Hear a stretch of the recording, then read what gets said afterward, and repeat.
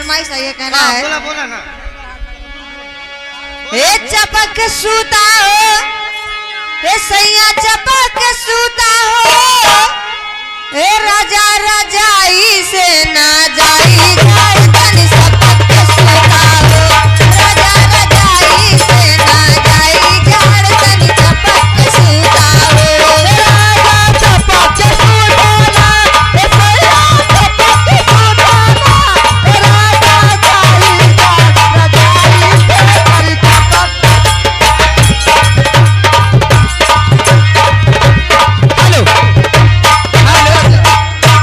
इसी बीच में पारी पारा वजह सामाजिक गीत की फरमाइश बहुत देर से आ रही है, लेकिन इसी बीच में कहना है यहाँ पे जितने हमारे भाई खड़े हैं, माताओं बहनों, आप लोग से हाथ जोड़ के गुजारिश है, और जितने बैठे हैं साथियों, अगर मेरी बात अच्छी लगेगी ताली जरूर बजाइएगा। साथियों, लेकिन कहना है साथियों, कि पत्थर पिसा के कभी मैदा नहीं हुआ है साथियों, हाँ साथियों, पत्थर पिसा के कभी मैदा नहीं हुआ है, और बाबा साहब के संविधान को कोई काट दे, माई का लाला से कोई पैदा नहीं हुआ है।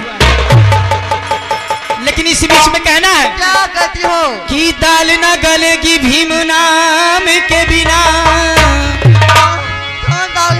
और ये दाल न गलेगी भीम नाम के बिना, देश न चलेगा संविधान के बिना, दाल न गलेगी भीम नाम के बिना, देश न चलेगा संविधान के बिना, वो दाल ना गलेगी भीम नाम के बिना, देश न चलेगा संविधान के बिना, दाल ना गलेगी भीम नाम के बिना, देश न चलेगा संविधान के बिना।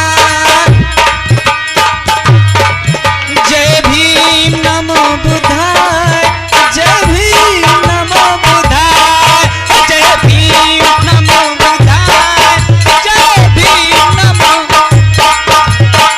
इसी बीच में कहना है किसी के पेट से पाप, कहना है किसी के पेट से पाप तो किसी के पेट से सांप पैदा होता है साथियों, किसी के पेट से पाप तो किसी के पेट से पाप पैदा होता है साथियों। भीमा वो माई थी, भीमा वो माई थी जिसके कोख से बापू का बाप पैदा हुआ था साथियों। झूठे मूठे वादे करे नेता सारे, हक न मिले रे गरीब बेचारे, को सारे हक न मिले रे गरीब बेचारे।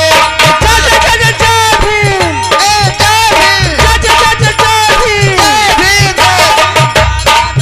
ओ कामना करेगा कोई दाम के बिना, कामना करेगा कोई दाम के बिना, देश न चलेगा संविधान के बिना, कामना करेगी।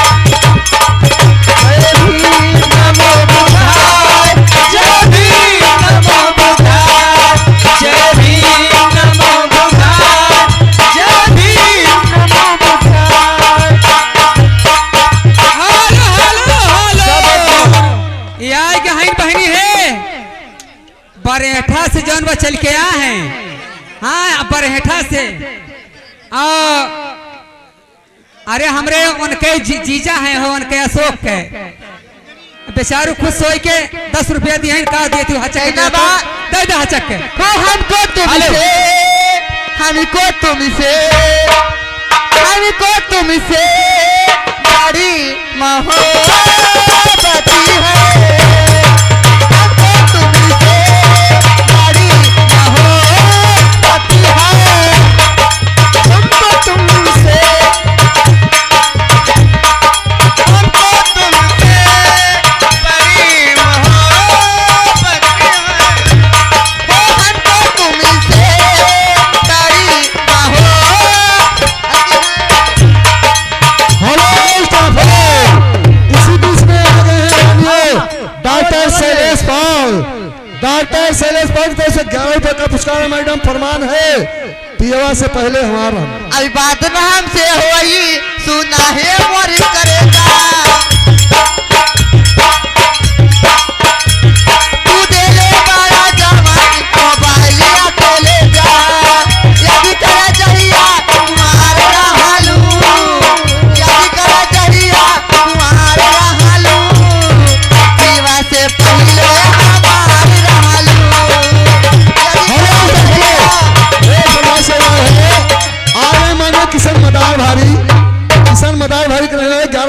पुरस्कार मैडम। पिया टूट गई कमर का धनिया ना, इसी के साथ आप लोग अंदर जाइए। चलो चल जाओ। हे पिया टूट गई कमर कर धनिया ना, पिया टूट गई